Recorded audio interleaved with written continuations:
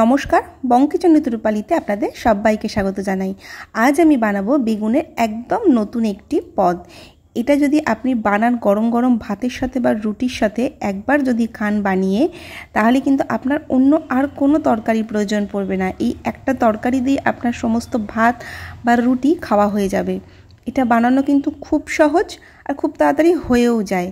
যদি আজকের রান্নাটি ভালো লেগে থাকে তাহলে প্লিজ আমার চ্যানেলটিকে সাবস্ক্রাইব করে নেবেন, সাথে কমেন্ট করে জানাবেন যে আজকের রান্নাটি আপনাদের কেমন লাগলো। তাহলে চলুন শুরু করা যাক। সবার প্রথমে আমি এখানে একটা মিডিয়াম সাইজের বেগুনকে দেখুন ডুমো ডুমো করে কেটে নিয়েছি। কেটে নিয়ে এটা জলের মধ্যে এবারে ভালো করে ধুয়ে নেব। এবারে একটা কড়াইয়ের মধ্যে আমি দিয়ে দিচ্ছি বড় 2 চামচ সর্ষের তেল। আপনি যে কোনো তেল দিয়ে এটা বানাতে পারবেন, তবে সর্ষের তেল এটা খুব ভালো হবে। আর প্রথমে তেলটা একটু কমই দেবেন। বেগুন ভাজতে একটু তেলের প্রয়োজন হয়, কিন্তু চেষ্টা করবেন একটু কম তেলে ভেজে নেওয়ার। তো সর্ষের তেলটাকে আমি খুব ভালো করে গরম করে নিয়েছি। এবারে এর মধ্যে একে একে বেগুনগুলোকে আমি ছেড়ে দেব। বেগুন দেখবেন ভাজার পর কিন্তু আবার তেলটা ছাড়তে থাকে, সেই জন্য আপনারা চেষ্টা করবেন যে প্রথম থেকেই যে তেলটা একটু কম দিয়ে বেগুনটাকে ভাজতে, নয়তো কিন্তু লাস্টে গিয়ে তরকারিটা খুব তেল তেল হয়ে যাবে, সেই জন্য চেষ্টা করবেন। এবারে আমি এর মধ্যে দিয়ে দিলাম কিছুটা পরিমাণ নুন, আর সাথে দিয়ে দেব খুব অল্প একটুখানি হলুদ। এবার নুন আর হলুদ দিয়ে এটাকে ভেজে নেব লাল লাল করে। এবারে হাই হিট দিয়ে বেগুনগুলো কিন্তু ভেজে নেব। বেগুন কিন্তু গলতে খুব বেশি সময় লাগে না, খুব তাড়াতাড়ি নরম হয়ে যায়, সেই জন্য এটাকে লো হিটে রাখার দরকার নেই। আপনি হাই হিটে দিয়ে লাল লাল করে ভেজে নেবেন, তাহলে কিন্তু খেতে এটাতে সুন্দর হবে। তো এবারে দেখুন আমি ভালো করে নুন হলুদটা মাখিয়ে নিয়েছি, আর এবারে এটা লাল লাল করে ভেজে নেব। আমি এর মধ্যে খুব সামান্য চিনি দিয়ে দিলাম, তাহলে বেগুনটার টেস্টটা কিন্তু আরও ভালো হবে। এই চিনি দেওয়াটা কিন্তু একদম অপশনাল, তবে চিনিটা দিলে একটু টেস্টটা ভালো হবে। তো দেখুন আমি হিটটাকে হাই হিটে করে ভেজে নিচ্ছি। এটাকে আরও কিছুটা ভেজে নেব সময় নিয়ে। এটাকে দেখুন লাল লাল হয়ে গেছে, আর দেখুন যে তেলটা কিন্তু দিয়েছিলাম বেগুনগুলো সব টেনে নিয়েছে তেলটা। তো আপনারা চেষ্টা করবেন যে একটু কম তেলেই ভাজার, কারণ পরে কিন্তু বেগুন তেল ছাড়তে থাকবে আর তেল তেল হয়ে যাবে। তো এর থেকে বেশি আর ভাজবো না, তাহলে পুড়ে যাবে। এবারে বেগুনগুলোকে তুলে নেব একে একে। আর বেগুনগুলোকে তোলার সময় একটু তেলটাকে ছেঁকে ছেঁকে তুলবেন। তো দেখুন আমি সবকটা বেগুন এবারে তুলে নিয়েছি। এবারে আমি একটা নিয়ে নিয়েছি মিডিয়াম সাইজের ক্যাপসিকাম। তো এবারে এই ক্যাপসিকামটাকে আমি জলে ভালো করে ধুয়ে নিয়েছি। ক্যাপসিকামটাকে কেটে নেব। যেরকম বেগুনটাকে আমি চৌকো চৌকো করে কেটেছিলাম ঠিক সেই রকমভাবেই কেটে নেব। তো খুব বেশি ছোট করব না, আর বেগুনটাও কিন্তু আপনারা কাটার সময় খুব বেশি ছোট ছোট কাটবেন না। তো দেখুন ঠিক বেগুনের সাইজের মতো করে আমি কিন্তু কেটে নেব। ক্যাপসিকামের কিন্তু বীজটা অবশ্যই বাদ দিয়ে দেবেন ভালো করে। তো এবারে আমি এটাকেও কেটে নেব। দেখুন আমি এরকম বড় বড় ডুমো ডুমো করে ঠিক বেগুনের মতো করে ক্যাপসিকামটাকে কেটে নিয়েছি। তো এবারে কড়াইয়ের মধ্যে আবারও দিয়ে দেবো 1 চামচ মতো সর্ষের তেল। যেহেতু বারে বারে তেল দিতে হবে, তাই আরোই চেষ্টা করবেন তেলটা কম দেওয়ার। তো এবার সর্ষের তেলটাকে আবারও খুব ভালো করে গরম করে নেব।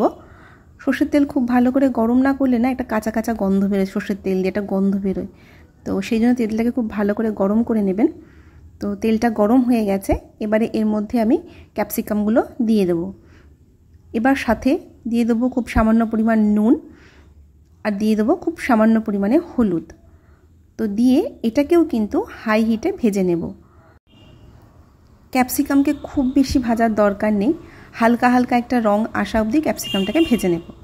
তো ততক্ষণ আমি এখানে একটা টমেটো কেটে নিচ্ছি। আমি এখানে নিয়ে নিয়েছি একটা মিডিয়াম সাইজের টমেটোটাকে প্রথমে ভালো করে ধুয়ে নিয়েছি। ধুয়ে নিয়ে এবার টমেটোটাকেও চৌকো চৌকো করে যেমন করে বেগুন আর ক্যাপসিকাম করে কেটেছি ঠিক তেমনভাবে টমেটোটাকেও কেটে নেব। তো দেখুন কেটে নিয়েছি। এদিকে ক্যাপসিকামগুলো ভাজা হয়ে গেছে আমার। তো এবার ক্যাপসিকামগুলোকে এর থেকে আর বেশি ভাজবো না, এবার এগুলোকে একে একে তুলে নেব। এবার আবার ওই কড়াইয়ের মধ্যে দিয়ে দেবো আবারও 1 চামচ সর্ষের তেল। তেলটাকে আবারও খুব ভালো করে গরম করে নেব। গরম করে নিয়ে এর মধ্যে দিয়ে দেবো ছোট চামচের অর্ধেক চামচ কালো জিরে, দিয়ে দিচ্ছি টমেটো কুচিটা, টমেটো কুচিটাকে তেলের মধ্যে একটু ভালো করে নাড়াচাড়া করে নেব, যাতে টমেটো থেকে একটা যে কাঁচা গন্ধ থাকে টমেটো সেটা যাতে না বেরোয় সেই জন্য। আর টমেটো যাতে তাড়াতাড়ি নরম হয়ে যায় তার জন্য আমি একটুখানি নুন দিয়ে দিলাম ওপর থেকে। তো নুনটা দিলে টমেটো তাড়াতাড়ি নরম হয়ে যাবে। তো এবারে দিয়ে একটু ভেজে নিচ্ছি টমেটোটাকে কিছুক্ষণ ধরে। তো দেখুন টমেটোটাকে ভেজে নিয়েছি কিছু সময় ধরে। এবার এর মধ্যে কিছু মশলা দেব। এই সময়তে হিটটা একদম লোতে রাখবেন। দিয়ে দিচ্ছি ছোটো 1 চামচ ধনের গুঁড়ো, দিয়ে দিচ্ছি ছোটো অর্ধেক চামচ জিরের গুঁড়ো, দিয়ে দিচ্ছি ছোটো অর্ধেক চামচ কাশ্মীরি লঙ্কার গুঁড়ো, সাথে দিয়ে দিচ্ছি ছোটো অর্ধেক চামচ গোলমরিচ গুঁড়ো। গোলমরিচ গুঁড়োটা অবশ্যই দেবেন, তাহলে কিন্তু টেস্টটা একদম অন্যরকম হবে, ভালো হবে। দিয়ে দিলাম সামান্য একটুখানি চিনি, আর দিয়ে দিলাম ছোটো অর্ধেক চামচ হলুদ গুঁড়ো, সাথে দিয়েছি অল্প একটু জল যাতে মশলাটা পুড়ে না যায়। নিরামিষ তরকারি তো সেই জন্য আমি একটু চিনিটা দিলাম, আপনারা চাইলে স্কিপ করতে পারেন, তবে চিনিটা দিলে টেস্টটার ব্যালেন্স হবে আর এটা খেতেও সুন্দর হবে। তো এবার এটাকে একটু কিছুক্ষণ সময় ধরে ঢাকা দিয়ে দেবো, যতক্ষণ না তেল আর মশলা আলাদা হচ্ছে ততক্ষণ এটাকে মিডিয়াম হিটে রান্না করে নেব। তো দেখুন মিডিয়াম হিটে আমি 2 মিনিট মতো রান্না করে নিয়েছি, তেল আর মশলা আলাদা হয়ে গেছে। এবারে কি করব, টমেটোটাকে একটুখানি ম্যাশ করে দেব যাতে গ্রেভিটা একটুখানি গাঢ় হয় সেই জন্য। তো এবারে আমি এর মধ্যে দিয়ে দেবো ভাজা ক্যাপসিকামগুলো। ক্যাপসিকামগুলোকে মশলার সাথে খুব ভালো করে নাড়াচাড়া করে নেব প্রথমে। এবারে এর মধ্যে দিয়ে দেব ভাজা বেগুনগুলো, দিয়ে এবারে ক্যাপসিকাম আর বেগুনটাকে খুব ভালো করে মশলার মধ্যে 2 মিনিট ধরে নাড়িয়ে চাড়িয়ে নেব মিডিয়াম টু লো হিটে। এবারে আমি এর মধ্যে খুব অল্প একটু পরিমাণে জল দিয়ে দিচ্ছি যাতে একটু মাখা মাখা হয় তরকারিটা সেই জন্য। তো অল্প একটুখানি দেখুন জল দিয়ে দিলাম, অর্ধেক কাপ মতো, ছোটো অর্ধেক কাপ মতো জল দিয়েছি আমি। এবারে খুব ভালো করে মিশিয়ে নিয়ে এটাকে এবারে আবারও ঢাকা দিয়ে দেবো। ঢাকা দিয়ে একদম লো হিটে 2 মিনিট মতো হতে দেব। তো 2 মিনিট হয়ে গেছে, দেখুন ক্যাপসিকামগুলো নরম হয়ে গেছে আর বেগুনগুলো তো আগেই নরম হয়ে গেছিলো। তো এবারে আর খুব বেশি নাড়াচাড়া করব না, তাহলে বেগুনগুলো গলে যাবে, একদম বেশি মিশে যাবে। তো এবারে হিটটাকে বন্ধ করে দিয়ে 2 মিনিট স্ট্যান্ডিং টাইমে রেখে দেব।